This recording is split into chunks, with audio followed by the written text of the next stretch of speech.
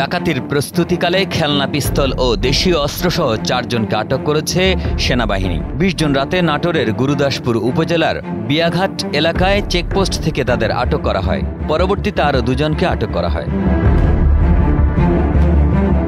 Checkpost বসিয়ে নিয়মিত তল্লাশির সময় 4 জন সন্দেহভাজন ব্যক্তিকে আটক করে সেনাবাহিনীর সদস্যরা। তল্লাশির এক পর্যায়ে আটককৃতদের কাছ থেকে একটি খেলনা পিস্তল এবং কয়েকটি দেশীয় ধারালো অস্ত্র উদ্ধার করা হয়।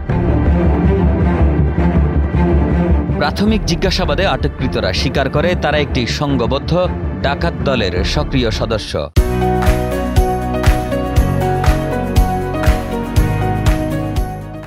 এবং দীর্ঘদিন ধরে সাধারণ মানুষকে ভয়ভীতি দেখিয়ে ডাকাতি কার্যক্রম চালিয়ে আসছিল।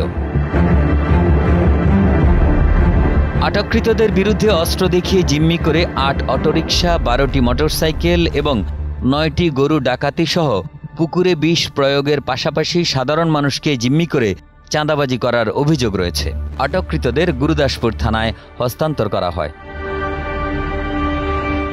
গুরুদাসপুর থানার ওসি আসমাউল হক বিষয়টি নিশ্চিত করে জানান, আটককৃতদের বিরুদ্ধে আইন অনুযায়ী পরবর্তী ব্যবস্থা নেওয়া হবে।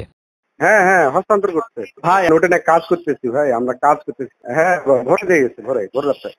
নাটোর থেকে গোলাম রাব্বানীর পাঠানো তথ্যচিত্রে ডেস্ক রিপোর্ট, কালের কণ্ঠ।